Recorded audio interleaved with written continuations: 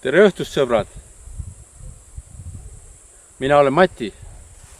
Ma olen siin, et rääkida teile natuke nahkhiirtest. Nahkhiired Eestimaa öös ei ole haruldased loomad, aga inimese kõrv neid tavaliselt ei kuule. Kuid on olemas niisugune aparaat, mille nimi on ultrahelidetektor. Näiteks see siin, Peterson T241. Ultrahelidetektor, kui see sisse lülitada, siis nahkhiirte tekitatud ultraheli muutub inimesele kuuldavaks ja me võime kontrollida, et see detektor töötab.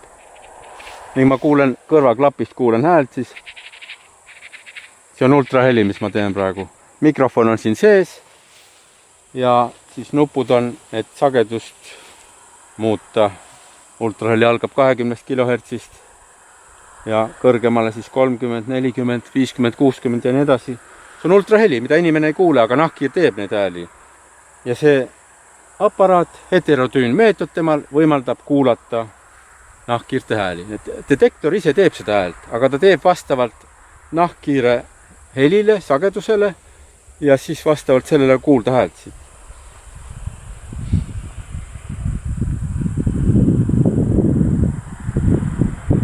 Kuskil 30-35 kHz on see sagedus, kus on kõige parem kuulda ja kuni 50 meetri kauguselt tugevama häälega nahkhiiri kuuleb, nõrgema häälega võib-olla 5 või 10 meetrit ainult. Ja siin Pühajärve ääres olen praegu, see on Pühajärve Sõjatamm, kui te juhtumisi teate. Siin on siis üks võimalus nahkhiiri ja päris erinevad liiki kohe tundma õppida. Nahkhiired tulevad öösel välja, kui läheb pimedaks. See on tund pärast päikese loojumist umbes. Ja praegu ongi, kell on 10 läbi, päike loojus kell 9 ja kell on, näete, 22:10. Nii et praegu on just õige aeg alustada nahkhiirte vaatlusi ja ka loendamist detektori abil. Pühajärve loendusrada on käigus juba aastaid. Siin on 2 loendusmeetodit detektoriga. Üks on joonloendus, tähendab mööda rada. Inimene kõnnib, detektor käes, kõrvaklapp küljes ja kuulab nahkhiire hääli. Ja kui nahkhiir on kuulda, siis paneb kirja, mis nahkhiire liik on.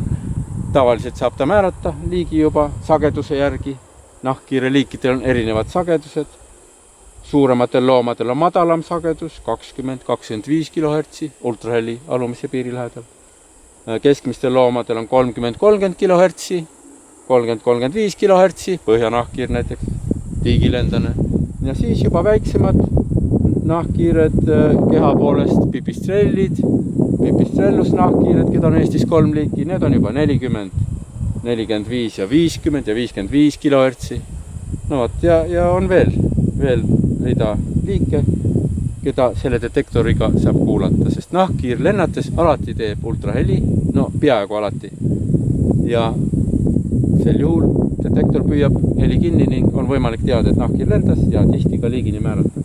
Aga 2 meetodit siis, loendusmeetodit. Üks on joonloendus, kõnnin aeglaselt mööda rada, mitte väga kiiresti, nii 3 kilomeetrit tunnis võib-olla kiirusega, 3-4 kilomeetrit tunnis.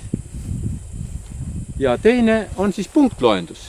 Joonloenduse loomad panen kirja, aga punktloenduse loomad siis lähevad märkmikusse kirja. Mul on ka märkmik loomulikult, välipäevik alati kaasas ja siia siis panen kirja Pühajärve 16. august 2020, ilmastikuandmed muidugi, vaikne, selge, 20 kraadi sooja vähemalt täna ja niimoodi siis panen kirja siia. Ja joonloenduse loomad panen kaardile. Mul on ka piirkonna kaart, kus on siis täpselt kaardile, saan 10 meetrit täpse kas või panna nahkhiire kirja. Aga punktloendusel siis punktid on nummerdatud. Ja Pühajärve rajal, mis on umbes 2 kilomeetrit pikk, tuleb siit juba teed sanatooriumi eest on esimesed punktid ja rajal on siis punktid niimoodi regulaarselt kohtades, kus nahkhiired lendavad. Sageli on järve kallastel need punktid, aga on ka siin näiteks tamme juures. Nii et 18 punkti on Pühajärve loendusrajal. ja see rada on võimalik läbida koos loendustega siis umbes 2,5 või 3 tunniga. Et igas punktis 5 või 10 minutit umbes toimub loendus ja pannakse kirja loomad siis punkti kaupa, mis on. Ja tulemused, loenduse tulemused ongi 2 meetodit ja on 2 sorti tulemused. Joonloenduse tulemused selle raja kohta, kui palju isendeid igat liiki ja indeks on siis võrreldavad andmed erinevate radade vahel, ükskõik siis kus on loendus tehtud. Täpselt sama metoodika, indeks, mis näitab siis, kui palju oli liigi isendeid. See on 100 kilomeetri kohta. Isendite arv kogu selle rajal ja arvutame 100 kilomeetri kohta. Aha. Kuulete? Põhjanahkir, 30 kilohertsi. Põhjanahkir tuli 30 kilohertsi. Nii. Esimene nahkir olemas. No. Ja joonloendus on 100 kilomeetri kohta tuleb siis. No mitukümmend isendit võib tulla, eks ole. Siin on 2 kilomeetrit rada, aga siis arvutatakse 100 kilomeetri kohta. Ilusamad numbrid tulevad suuremad. Aga punktloendus, point counting inglise keeles. Punktloendus pannakse siis 5 minuti kohta. Riiklikus seires on näiteks see meetod kasutusel. 5 minuti kohta igat isendit, siis igat liiki, mitu isendit leiti. Siis maksimumnumber, no kas 1 või 2 või 3, palju võib olla ühes punktis 5 minuti jooksul, maksimum. Ja see on siis punktloenduse number, mis selles punktis on. Ja kui punkt on 18, siis on võimalik arvutada siis 100 punkti kohta. Need punktloenduse indeks on riiklikus nahkirte seires, kasutusel on 100 punkti kohta, isendite arv. Need punkti on 18, aga seda saab arvutada ümber 100 kohta. Ja nii on võrreldavad erinevatel radadel või samal rajal erinevatel kuupäevadel või kuudel tehtud või erineva ilmastikuga tehtud loendused. Ja milleks see veel on hea? No üks asi on, saad võrrelda neid radasid või kohti, kas Eestis või Saksamaal või Tallinnas või Tartus või Pühajärvel või erinevates elupaikades. Et saad võrrelda, eks ole. Aga teine asi on ka hea, et kohe see punktloendus näitab siis ka arvukuse muutust ja saab teha peenemaid uuringuid juba, ütleme, elupaikade kaupa. Veekogu kallas näiteks, või metsaserv, või lage, põld näiteks, või majade ümbrus. Elupaikade kaupa saab kõik need indeksid välja tuua, punktloenduse indeksid. Nii et punktloendus on eriti hea just konkreetse koha, konkreetse elupaiga ehk biotoobi väärtuse määramiseks, ütleme inimese vaatenurgast, et elupaiga väärtus nahkhiirtele. Eks see nahkhiirtel on ta ka väärtus, aga meie võime nii nimetada. Et mis see elupaik siis on, eks ju, milline on tema väärtus, numbriliselt, arvuliselt see loendus täpselt näitab. Nahkhiird ise määravad selle. Nii palju, kui neid seal on, nii väärtuslik see on. Kui on hea koht, on rohkem ja ka liike on siis rohkem, kui on väga hea koht. Nahkhiird ise määravad, aga meie teeme kindlaks selle detektori abil loendus. Nii et punktloendus on väga hea elupaikade üksikute punktide väärtuse hindamiseks ja ka võrdlemiseks siis. Nii, aga nüüd kogu rajal siis 100 punkti kohta tuleb see indeks, 100 punkti kohta, kui palju siis isendid oli igast liigist ja see iseloomustab kogu seda ala. No, ja muidugi saab punktloendust kasutada ka erineva ilmaga. Samas punktis võid loendada või samal rajal erineva ilmaga ja seal juba saad, kui oleks üliõpilane või keegi teine huviline õpilane, kes tahab teada, siis kuidas nahkhiirtele mõjub ilmastik või millise ilmaga nad saavad toituda, kas on putukaid ja nii. Siis need indeksid, loenduse indeksid väga hästi täpselt näitavad seda, kas nahkhiir lendab, kui palju lendab, millised liigid lendavad ja samuti kellaajade kaupu, mis kellaajal nad lendavad, kas öö läbi või õhtupoole, hommikupoole, isegi päeval. Nii et sellised asjad on võimalik kõik kasutada seda ammu juba välja mõeldud punktloenduse meetodid ja indeksid ja muidugi ka joonloendus on tore. No, esimene nahkhiir meil oli, nii et ma arvan, et võime juba minna edasi. Aga kaamera oli mul siin statiivi küljes, nii et ma praegu siis võtan kaamera kätte ja siis lähme edasi.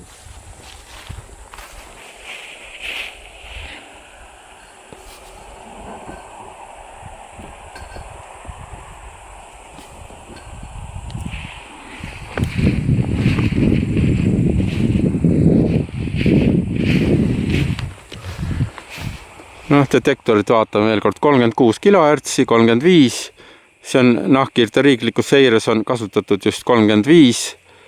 et see on sagedus, kus peaaegu kõik Eesti nahkhiireliigid on kuuldavad. See on selleks hea, selline sagedus valitud, et kui seda sagedust kasutada, siis on võimalik kõiki nahkhiireliike kuulda. Mul on ka lamp, on käsilamp, millega ma saan valgustada, pimeduses, eks ole. Niisugune väike fööniksi lamp on. Fööniksi lamp ja tal on erinevad tuled on. On tugevam tuli. Saab teha tugevamaks. Näete.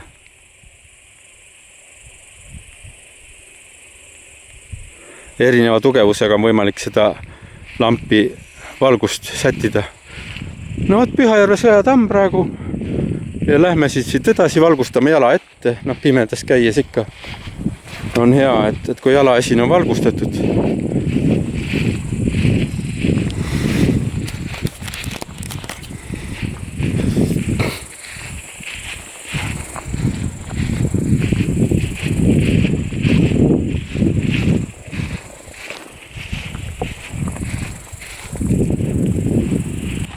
No nii, siin on juba Sõjatammest on 100 meetrit edasi mindud Pühajärve poole. Ilus vaikne öö on. Valgustatud jalgrada on. Pühajärve on sanatoorium on siin lähedal. Kui ümbruskonda vaadata, näete sanatoorium. Siin on väike oja paisutatud. Veekogud on ikka hea, kus on putukaid nahkhiirtel, siis seal hea toituda ja koonduda. Ja siis Pühajärve sõjatamm, siis, kus ma alustuseks rääkisin. Ja on näha, et ilus augustikuu öö, augusti keskpaik. Et öö on täitsa pime juba. Kell on siis 10 läbi, umbes 20 minutit. Ja see rada läheb nüüd Pühajärve äärde, mis on siit vähem kui 100 meetrit. Ja tulles siis elupaikade juurde, nahkhiirte elupaigad, räägime nendest. Nüüd on ju kohtades, kus inimesed elavad ja liiguvad, pannakse laternad üles ja nüüd see laternate mõju nahkhiirte lennule ja elupaigale on väga tähtis. See on juba viimased 20 aastat vähemalt räägitakse sellest, ma olen ise kirjutanud mõnikord ajalehte sellest. Kuulete? Parginahkhiir. Näete, 40 kHz pehmed helid. See on parginahkhiir. Ja siin nüüd niimoodi rajal käies, siis tulevadki nahkhiired vastu. Nii et teine liik juba, teine isend. Esimene oli põhjanahkhiir meil 10 minutit tagasi Sõjatamme juures. Ja nüüd siin on siis punkt number, ma rääkisin 18 punkti, on Sõjatamm oli selle rajal punkt 3. Nüüd tulime üle selle kraavikese punkt 4 ja nüüd olen punktis 5, mis on teerada siis järve ääres, näete. Sõjatamme viit on ka veel olemas täitsa. Sõjatamme viit on olemas ja teisel pool siis põhja pool natuke vaadata. Siis on juba Pühajärve rand, pargialune rand on seal tuledes taamal silmapiiril, aga me oleme siis siin väikesel jalgrajal järve ääres. Ja siin on punkt number 5. Nahkhiirte loenduspunkt number 5.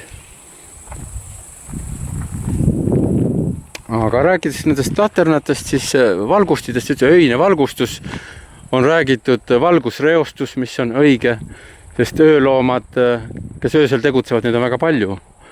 Ja inimene kui päevaloom, eks ju, tema võib-olla alati ei saa aru, et mis asi see on, et öösel valgustamine, keda segab või keda ei sega, aga kõigepealt ta segab inimest ennast, sest inimene kui päevaloom öösel magamise aeg ja kui tema aknatagune tänavad on eredalt valgustatud, nagu praegu on faktiliselt Eestimaal, siis see valgus muidugi mõjub juba inimesele endale halvasti, ei saa magada ja ka ööloomadele.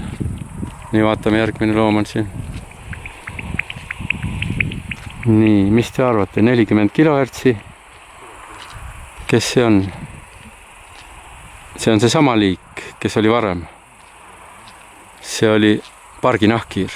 Ta möödus siit, järve lähedal on tema toitumiskohad, on küllalt putukaid siin.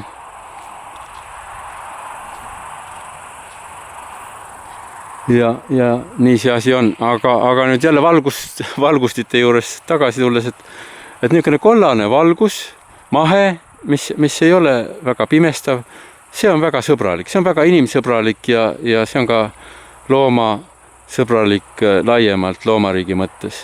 See ei tülita ööloomi. Ja inimestele piisab ju rajal käimisest, kui on vaja pimedas käia, et valgustatud rada. Aga kõik need muud valgused, mis on tekkinud sellised sinakad või valged, mis väga pimestavad, väga eredad valgused. Nad koonduvad öösel putukaid sinna, aga jälle looduses, putukatel ei ole vaja niimoodi koonduda sadade ja loendamatul hulgal ühe laterna juurde. Ja see lihtsalt segab nende elu ka ju. Me ei tea võib-olla see detaile, kuidas ta segab, aga see on selge, et see ei ole normaalne, see pole looduslik valgus. Putukad on pärit loodusest ja tehisvalgus, kui ta on nii ränk, niivõrd erinev, normaalsest, harjumuspärasest kõikidele loomadele, sealhulgas inimene, siis see valgus ei ole õige tegelikult, see ei peaks olema, see segab ja see on ka tervisele kahjulik kindlasti, kui on keegi, kes võtab ette ja uurib see tervisele mõju, siis see uurimine peaks olema muidugi pikaajaline. See ei pruugi siin mõne päeva või nädalaga selguda, aga kui aastakümneid inimesed, kes peavad öösel, on ju kogu aeg viibima valguse käes, kas soovivad või ei soovi, sest tänaval need laternad on ju sisse lülitatud, keegi välja need ei lülita. Suurtes linnades ma mõtlen, on väikseid linnu, kus tõesti ka öösel lülitatakse laternad välja. Ja seal on mahe niisugune mõnus, aga suurtes linnades on ju väga ere valgus ja täiesti mitte vajalik. Ja eriti veel kummaline on, et pannakse öist valgust ka niisuguse kohtusse eredat valgust, mis otseselt kahjustab loomastikku, need on vanad mõisapargid näiteks, otseselt kahjustab loomastikku, kuid inimesi ei olegi seal öösel kõndimas mõisaparkides. Näiteks Taagepera Lossi park, ma ikka toon seda näidet. Mõni aasta tagasi, see oli 2018, juunikuus käisime seal loendamas nahkhiiri, oli näha, et veelendaste koloonia on, tiirutavad seal hämaras puude vahel. Aga juulikuus oli pandud eredad laternad ja lendlased olid põgenenud ära. Nii et suvekoloonia, kus sünnivad pojad lendlastel, kõikidel nahkhiirtel, kui niisugused laternad pannakse nende elupaika, siis see ju hävitab selle elupaiga ja nahkhiired põgenevad, on pagendatud, on küüditatud. Eestlased teavad, mis tähendab küüditamist, kodust välja aetud. Elada ei ole võimalik kodus, sunnitud lahkuma, küüditamine. Seesama küüditamine toimub Eestis kahjuks, 21. sajandil. Kui ööloomad peavad põgenema kohtadest, kus nende elupaigas, näiteks vanas mõisapargis või kuskil metsateedel, pannakse liiga tugev öine valgustus. Niisugune lugu siis. Aga vahepeal tuli meil siin veel nahkhiiri. Jõudsime punkti number 6. Jõudsime punkti number 6 ja siin on juba teised nahkhiired. 20 kHz, vaadake. 20 kHz. Ja selline vihtlev hääl, ma nimetan vihtlev. Siin on tegelikult mitu liiki, aga üks on vihtlev, teine on mulksud. Mulksud 20 kHz. Mulksud on suur videolane. Aga vihtlev hääl, võt see mulks, see on suur videolane, Põhja-Euroopa suurim nahkhiir. Aga siis vihtlev hääl, see on pargi nahkhiire sotsiaalne hääl. Ehk territooriumi hääl. Vaat see vihtlev hääl ja seda ma salvestasin aja venitusse, nii et nüüd võime neid hääli kuulata 10 korda aeglasemalt. Seda vihtlevat häält näiteks. No kaamera aku vist annab kõrval häält. Vaat see, see on see vihtlev hääl ajavenituses 10 korda aeglasemalt.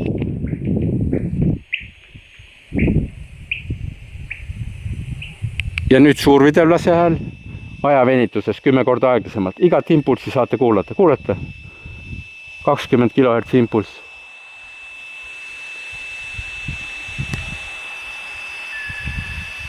On kuulda. No vaat, sellised hääled. Nii et meil on siin juba 3 liiki nahkhiiri on selle raja peal nendes punktides 10 minuti jooksul. Ja 40 kHz pargi nahkhiir, see sama, kes enne sotsiaalset häält tegi nüüd, 40 kHz.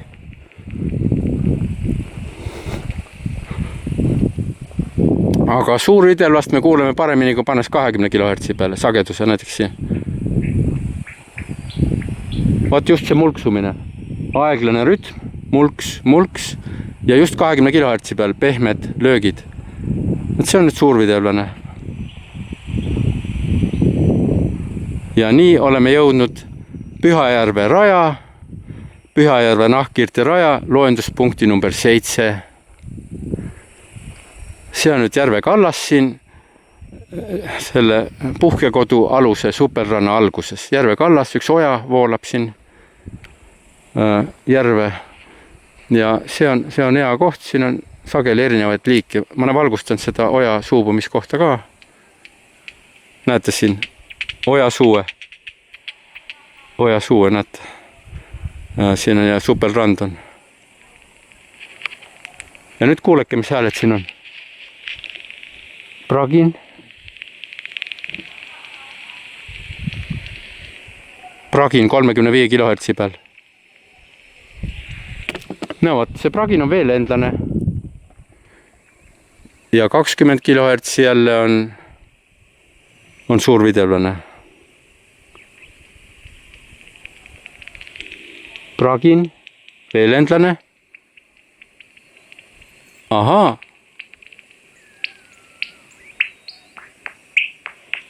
Väga hea suurvideolase hääl. Väga selge lähedal järve kohal siin lendab.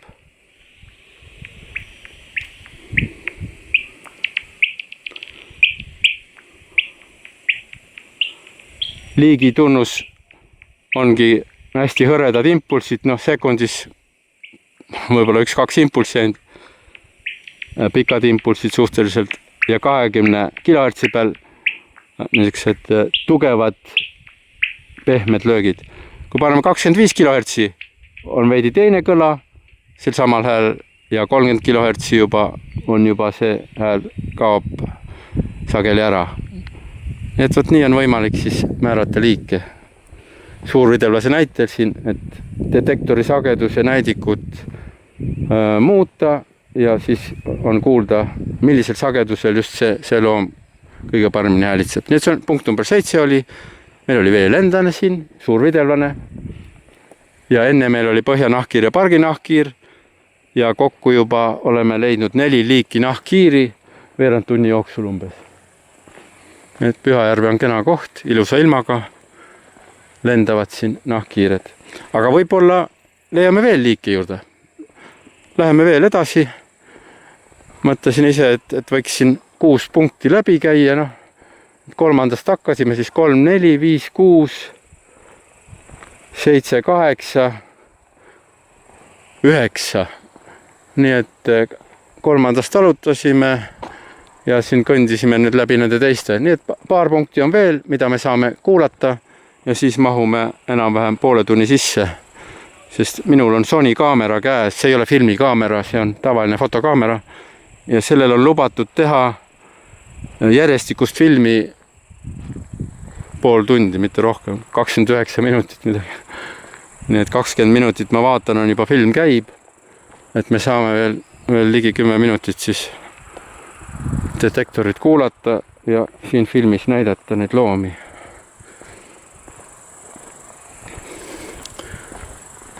Pühajärve rand. See ongi siis sanatooriumi alune rand, eks ole. See ei ole mitte mõisapargi all. Pühajärve park, kus on kontserdilava. See on siit eemal edasi, aga praegu see rand on siin puhkekodu Pühajärve sanatooriumi all rand. Et sanatooriumi maja ongi siin kohe järve lähedal 100 meetrit, umbes 150 meetrit. Ja siin all on siis rand. Liivarand koos jalgteega. Jällegi valgustatud jalgtee, kenad laternad, kollane valgus 4 meetri kõrgusel ja valgustab hästi jalgrada, aga mujal park on pime, mis ööloomadele sobib, siilidele, nahkhiirtele, teistele. Ja ka järv on pime, kes järve kohal siis lendavad nahkhiired, saavad rahulikult seal putukaid püüda. Et nüüd jõuamegi punkti number 8, see on selle liivase osa lõppu, siin on 2 vana puud. Üks nendest on remmelgas ehk paju ja teine on mustlepp. Et siin remmelgas on kohe siin ees. Ja see on mõni meeter ainult järve kaldast, nii et ja siis tee ääres on jäme mustlepp. No võt, ma kustutan lambi ära, sest ma tahan kuulata nahkhiiri, kes järve kohal on. Ja praegu on järve kaldal, olen siin. Ja kuulame, mis liike me siin võime kuulda. Kes siia võivad tulla. Praegu on vaikus. Detektorist 35 kHz paneme. Ja kuulame, kas keegi tuleb.